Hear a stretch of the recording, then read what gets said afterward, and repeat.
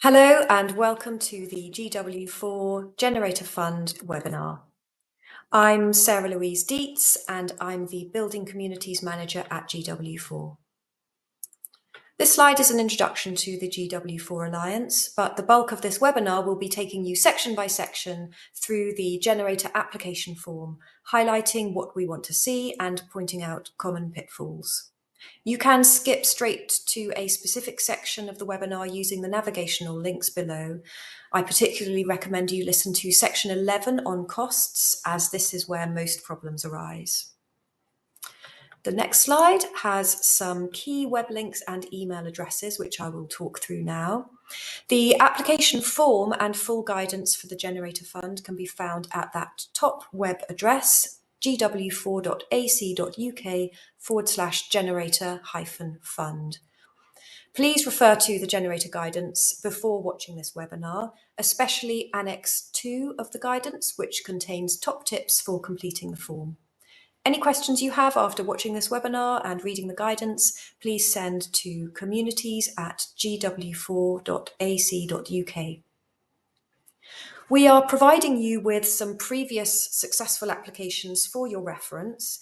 These are available on request from your institutional GW4 program manager, and the email addresses for those contacts are on the slide there, and they are also in the guidance.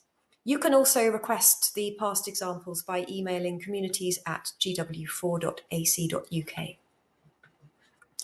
We're going to look now at the GW4 website, where I want to show you how to find details of our current and our previous generator projects. You go to what we do and then click on our communities for a list of all our projects. You can filter these by fund, and we recommend that you just focus on the Generator Fund. This is because the previous award schemes had different timelines and award values. You can also filter by type, so HASS or STEM or a mixture, and you can search by keyword. And this is an excellent place to come to see the variety of projects and activities with examples from a huge number of academic areas. And if you're wondering what people do with a Generator Award, here's where to look. There are workshops, sandpits, conferences, public engagement events, competitions, pilot research, interviews, scoping exercises, the list goes on. The one thing they have in common is that they all aim to create, grow, and evolve a successful and productive collaboration across the GW4. Now we're going to look at the application form itself, and we'll go through this section by section, starting with section 1. And please note that you can skip to the section you're interested in by using the navigational links. So section 1 asks you for a project name, and this can be a very straightforward descriptive project name or a generic network name. People have even managed some snappy acronyms, and you can look at the previous communities for inspiration on that webpage that we just looked at. The name of your project is not something that's judged by the panel, and it's also not final. So several of our communities have evolved their name over the community lifetime as more people became involved or as their focus changed. Section 2 asks you to list the applicants. If you have multiple applicants from one institution, please just list them all in the same box on one line. Please also identify the principal investigator, and if there are core co-investigators, please highlight those as well. This is because our teams range from 3 people right up to 20 or more, and it helps if I know who are the core individuals to contact at each institution rather than including everyone. We accept applications from any GW4 academic pathway staff at any level. And in the past, this has included teams of entirely early career researchers, ECRs, and teams of entirely professors and more mixed teams. And there are 3 things to note about your team members. First, please make sure all team members are committed to the project and the activities that they will be responsible for. There is no time buyout for academics on the award. Second, very early ECR communities may want to consider naming mentors, and this can be done in section 10A of the form. The panel will not penalise an ECR community if mentors are not named, but they might ask you to add mentors at the point of awarding you funds. Finally, if your community does not include all 4 GW4 institutions, please add a justification here. This may be simply because only 3 of the institutions have the specialism, such as medicine. Please, though, make every effort to find collaborators at each institution. The panel will pick up on this. And please note that the institutional program managers can help direct you to collaborators, and each institution also has access to search facilities to identify suitable academics. And some of our most successful communities have been entirely new groupings of academics who've never worked together before, coming together for the first time on a generator project. Section 3 gives key details of your application request. We expect all projects to run June to November. The dates are given here on the form. There's some limited flexibility for these dates. For example, previous awards have sometimes had a delayed start due to maternity leave or equipment installation or immovable field trips, and occasionally longer award periods are considered if there are good reasons. So if your requested project dates differ, please amend them here and provide full justification. I'm always happy to discuss this with you as you prepare your application, so please get in touch if you have questions about this. Please also bear in mind that the panel reserve the right to refuse a request for a late start or an extended award period. There's a box just here for you to put in the amount that you're requesting. The full costings will be broken down later in a later section in the form. And the final boxes here refer to the Generator Showcase and Launch event in May. This is an in-person event. It's approximately 9 a.m. to 3 p.m. and it's in Bristol. We expect that PIs and at least their core team of co-Is will attend the event. GW4 will pay for your travel and you'll get lunch. We ask that you please acknowledge in this box of the form that you have saved the date. At the event, we'll have lightning presentations from the previous year's communities and all the new communities. There'll be a Q&A panel session and some presentations from the core GW4 team on key areas like comms, research and development, and collaboration. There's also lots of networking time, coffee, lunch, and time after the event for your team to meet. Previous communities have found the event really useful, and we've had very positive feedback every year, including people saying that they've actually met new collaborators at the event. Communities have said that getting tips directly from past communities and hearing their experiences of having a generator award and how they have built their community and run workshops has set the new communities up really well for their awards starting. Section 4 asks you to give a layperson summary of your motivation and project. The Generator Award scheme is open to all academic areas, and therefore our panel is multidisciplinary. And as much as possible, we match reviewers to applications in their subject area. But this section means that all reviewers will have an understanding of your proposal. If you're successful, this summary will also inform our comms team as they promote you as a new community. And writing these kinds of lay summaries is a really useful skill and one that's increasingly required for publications and grant applications. Note that we ask you to indicate if your award falls under STEM, HASS or a mixture. This is not used for any scoring purposes, it's just for our reporting. Section 5 looks at who you have identified in the community. In Section 5A, we ask you to state if you are a new or an existing community. Existing communities could be those that have had GW4 funding before, such as through our Crucible Seed Funding or Development Awards, or you might just be a group of GW4 academics who already work together. Give us some detail here and include how long you have been working together. If you're a new community, please state that you are new, but don't be concerned. Some of our most successful communities have come together from just a single academic or a pair of academics reaching out to GW4 colleagues with an idea that then takes off. Note that more detail on your project team structure is asked for later in the form in Section 9. In section 5B, we ask if anyone in your community has had funding from GW4 before. It won't affect your chances of being successful here, but it's just useful for us to track the pipeline of academics coming through GW4 programs. Previous GW funding that you might mention here could be GW4 community funding, seed funding, or a place on the Crucible scheme. So we've gone past the straightforward questions and are now getting into the detail of your project. In section 6, we want you to outline the opportunity that you've identified, demonstrating its importance. This section should briefly give the background for the project, explaining why this area is important and why now is the right time for it. Work to set the problem into the context of current wider research or innovation.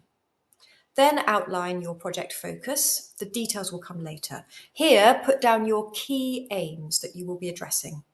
For example, previous communities have outlined an open challenge, they've given multiple broad goals, they've outlined a key research question.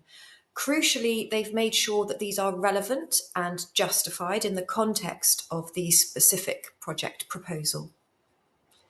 In section 7, we want to understand how this collaboration will allow you to achieve more than you would alone. GW4 is all about being greater than the sum of its parts, and we want you to explain why these people or groups are needed on this project and what value is added by being a collaboration. We ask you to identify gaps or synergies which explain why this could not be done as a single institution. For example, one academic may have links to stakeholders and another might have key skills. When they collaborate, it fills the gaps. Or synergies, your project might only work across different specialisms, whether that is because you need to access specific lab skills or equipment or different research interests. Are you coming at the same area from complementary angles? How will your team harness your collective expertise into a coherent GW4 community? And finally, what is the anticipated level of interest across GW4? This asks, will there be wider interest across GW4? And this may be because there are 40 or more academics who would come to your workshop, or it may be that this is a new strategic priority for your schools and departments, so you would have strong internal support. And this might not be the case. Your impact may apply elsewhere and become evident later on, and that is fine too. In section 8A, we want the details of your proposed activities, and this is usually given as an ordered list or work plan of activities set within the project timescale. Some people include visual aids here, for example, Gantt charts or timelines. Make sure to note how these activities will build on your collaboration. Where relevant, you can list outcomes and impact with the activities, or at the end of this section, you can list those. For example, you might put workshop 1 will be in month 1 with X themes, 20 attendees, and with the goal of developing a research strategy based on our strengths. Or you might say this piece of pilot research will run from month 2 to 4 and will achieve X. Specific details of the outcomes, such as specific calls that you intend to respond to, come in a later section, section 8B. If you are employing a research assistant or an administrator to support your project, make sure their tasks are clearly outlined in this section and indicate their contractual percent of FTE and the employment period. For example, an admin might support your workshops, maintain an email list, etc. An RA might complete specific research tasks, a scoping review, interviews, etc. It sounds obvious, but it's a careful balance here of enough activities and the right activities to achieve your goals without being too ambitious with your time. Previous communities have scored lower if the reviewers felt that this balance wasn't right in either direction. And this plan will be referred to throughout your project to monitor your progress. The final point here is about sustainability, how you anticipate activities and impact will be sustained in the longer term. Use this to outline a plan for sustaining your community. For larger communities, we've seen people using a mailing list, a website, social media, or engaging with external partners, or seeking impact opportunities or initiating a seminar series. For smaller communities, sustainability could just mean regular meetings and setting longer term goals or outcomes for community impact beyond the term of your award. Either way, explain how you will keep the momentum going after the award ends. Communities often forget to articulate this, and reviewers pick up on that. In section 8b, we ask for details of your outcomes. Be as specific as possible. If you can identify particular funding calls or an important conference or publication plans or themed issues or news outlets that suit your project, then that kind of thing is perfect. And not to be too cliched, but the panel want to see SMART goals: specific, measurable, achievable, relevant, and time-bound. Communities get lower scores if their outcomes are too vague or general. If you want help identifying calls or potential outputs, then please talk to your local research development managers. Also, your school manager or our GW4 institutional program managers can help signpost you. And again, those contacts are listed in the guidance. Section 8C asks you to provide details of any external partners. These might be academic or non-academic, and if you don't have external partners, that is fine. Not all projects do. If you do have external partners or you plan to involve them, then please list them here. The panel want to see both how you will engage with them, if you have them. Will that be workshops, one-to-one, consultancy, policy, reporting? And the panel want to see why you are engaging with them. What do they bring to the project? Will they improve impact, bring equipment, subject knowledge, or area expertise? In section 9, we want details about your team.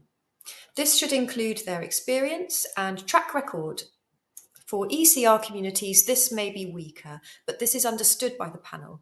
ECRs still have strengths and experiences which should be articulated here.